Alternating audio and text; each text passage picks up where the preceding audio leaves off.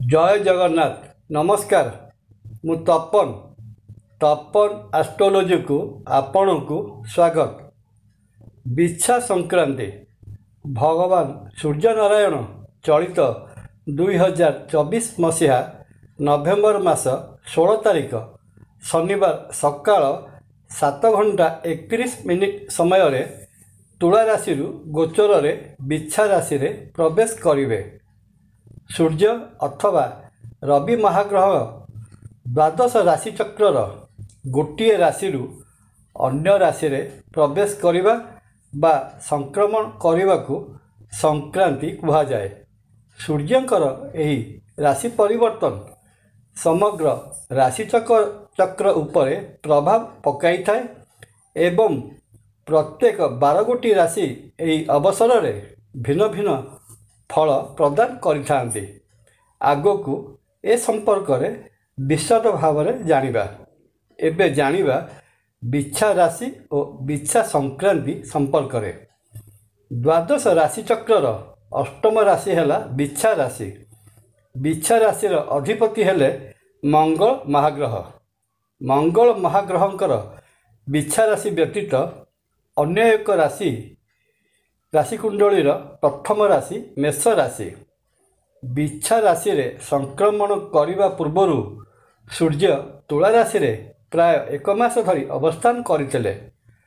तुला राशि सूर्य महाग्रहंकर नीच राशि थिला, तेणु एही तुला राशि रे सूर्य भल फल प्रदान करने को समर्थ हो नथिले। बिच्छा राशि अधिपति मंगल सूर्यंकर मित्र एवं मित्र घरे सूर्यंकर रहणी आपणक जातक रे सकारात्मक प्रभाव पकाइब। एणु एई बिच्छा राशि रे रवि प्राय 1 मास अर्थात डिसेम्बर 14 तारिख शनिवार पर्यंत अवस्थान करिवे एवं परदिन अर्थात डिसेम्बर 15 तारिख रविवार दिन बिच्छा राशि धनु राशि रे प्रवेश करिवे। बिच्छा राशि देखा बिच्छा तुल्य होइथिबारु एहाकू बिच्छा राशि बोली कुआ जाइअछि। बिच्छा राशि वर्ण है सुवर्ण वर्ण। जाति रे ब्राह्मण, उत्तर दिगर अधिपति, कालपुरुषर अष्टम बा गुह्य भावर मालिक एवं यह एक स्थिर राशि होता है। बिच्छा राशि रे 3 गोटी नक्षत्र विशाखा, अनुराधा और ज्येष्ठा नक्षत्र भोग होइथांती। विशाखा नक्षत्र अधिपति, अनुराधा नक्षत्र अधिपति शनि एवं ज्येष्ठा नक्षत्र अधिपति बुध महाग्रह होइथांती।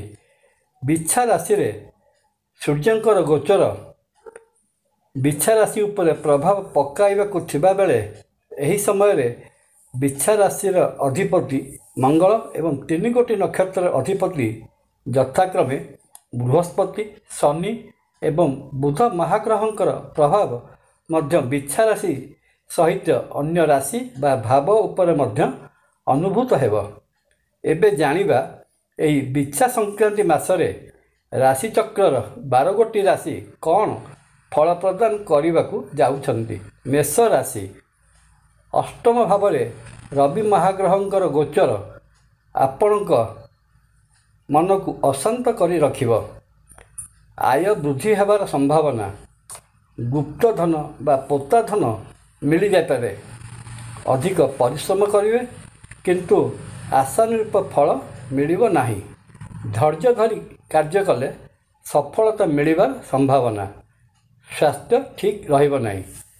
भगवान महावीरंकर पूजार्चना रे विशेष शुभ फल आशा करा जाए।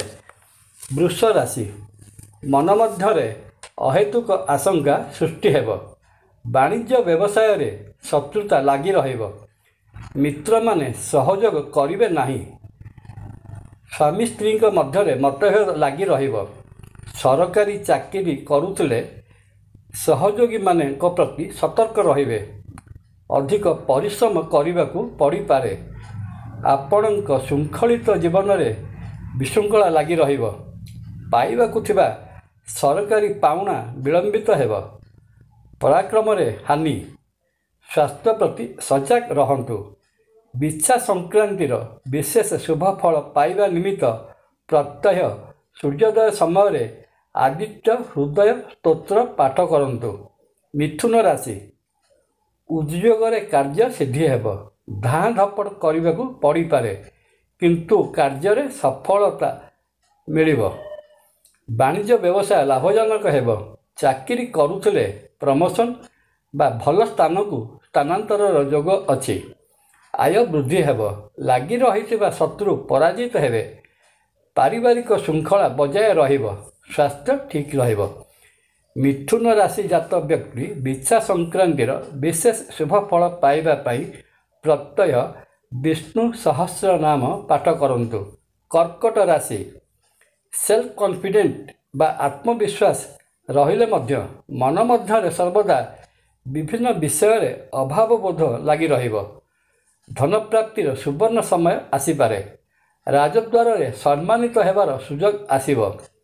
ପରିବାରରେ ହର୍ଷ ଉଲ୍ଲାସ ଲାଗି ରହିବ ସତ, କିନ୍ତୁ ଆପଣଙ୍କ କଥା ସମୟରେ ଅନ୍ୟମାନେ ସହଜରେ ଗ୍ରହଣ କରିବେ ନାହିଁ। ତେଣୁ ନିଜ କଥାକୁ ନେଇ ଯତ୍ନବାନ ରହିବା ଉଚିତ। ସ୍ୱାସ୍ଥ୍ୟ ଦୃଷ୍ଟିରୁ ଥଣ୍ଡା କାଶ ପ୍ରତି ସାବଧାନ ରହିବେ। ଏହି ବିଛା ମାସର ବିଶେଷ ଶୁଭଫଳ ପାଇବା ପାଇଁ ଶିବଙ୍କ ମୁଣ୍ଡରେ କ୍ଷୀର ଲାଗି କରନ୍ତୁ। ସିଂହ ରାଶି, ରାଜକାର୍ଯ୍ୟରେ ସଫଳତା ମିଳିବନି। ନିର୍ମାଣାଧୀନ କାର୍ଯ୍ୟ ଧିମେଇ ଯିବ। କର୍ମକ୍ଷେତ୍ର ଦ୍ୱନ୍ଦ୍ୱାତ୍ମକ ରହିବ। ବାଣିଜ୍ୟ ବ୍ୟବସାୟରେ ଆୟ ବହୁ ପରିମାଣରେ ହ୍ରାସ ପାଇବ। ଯାତ୍ରା କରୁଥିଲେ ଯାନବାହନ ଦୁର୍ଘଟଣା ପ୍ରତି ସାବଧାନ ରହିବେ। ଅବିବାହିତଙ୍କ ପାଇଁ ବିଶେଷ ଶୁଭ ଖବର ଆଶା କରାଯାଏ। ପୁରୁଣା ହୃଦରୋଗୀ ବିଶେଷ ସତର୍କତା ଅବଲମ୍ବନ କରିବା ଠିକ୍ ରହିବ। ବିଛା ସଂକ୍ରାନ୍ତିରେ ବିଶେଷ ଶୁଭଫଳ ପାଇବା ପାଇଁ ପ୍ରତ୍ୟହ ପ୍ରାତଃସ୍ନାନ ପରେ ଭଗବାନ ସୂର୍ଯ୍ୟନାରାୟଣଙ୍କର ସ୍ତୋତ୍ର ଆଦିତ୍ୟ ହୃଦୟ ସ୍ତୋତ୍ର ପାଠ କରନ୍ତୁ। କନ୍ୟା ରାଶି, ତୃତୀୟ ଭାବସ୍ଥ ମିତ୍ରଗୁହି ସୂର୍ଯ୍ୟ ଆପଣଙ୍କୁ ପରାକ୍ରମୀ କରାଇବ। ଚାକିରି କ୍ଷେତ୍ରରେ ଆପଣ ବିଶେଷ ସଫଳତା ଅର୍ଜନ କରିବେ। ବାଣିଜ୍ୟ ବ୍ୟବସାୟରୁ ପ୍ରଚୁର ଲାଭ ଆଶା କରାଯାଏ। ଶିକ୍ଷଣୀୟ ବା ଶିକ୍ଷା କ୍ଷେତ୍ରରେ ଥିବା ବ୍ୟକ୍ତିବିଶେଷଙ୍କ ସାମାଜିକ ଆଦୃତି ବଢ଼ିବ। ଲେଖନ ପଠନରେ କୃତିତ୍ୱ ଅର୍ଜନ କରିବେ। ତୀର୍ଥ ଭ୍ରମଣ ବା ଦୂରଯାତ୍ରା ପାଇଁ ମନ ବଳାଇବେ। ମନ ପ୍ରଫୁଲ୍ଲ ରହିବା ସହିତ ସ୍ୱାସ୍ଥ୍ୟ ଉତ୍ତମ ରହିବ। ବିଶେଷ ଶୁଭ ଫଳ ପାଇବା ପାଇଁ କନ୍ୟା ରାଶି ବ୍ୟକ୍ତି ଭଗବାନ ବିଷ୍ଣୁଙ୍କୁ ପୂଜା ଆରାଧନା କରନ୍ତୁ। ତୁଳା ରାଶି, ରବି ମହାଗ୍ରହଙ୍କ ଦ୍ୱିତୀୟ ସ୍ଥାନରେ ଅବସ୍ଥିତି। ରବି ମହାଗ୍ରହ ଆପଣଙ୍କୁ ବାକ୍ପଟୁ କରାଇବେ, କିନ୍ତୁ ସମୟରେ ଆପଣଙ୍କ ନ୍ୟାୟଗେଳା କଥାକୁ ଅନ୍ୟମାନେ ସହଜରେ ଗ୍ରହଣ କରିବେ ନାହିଁ।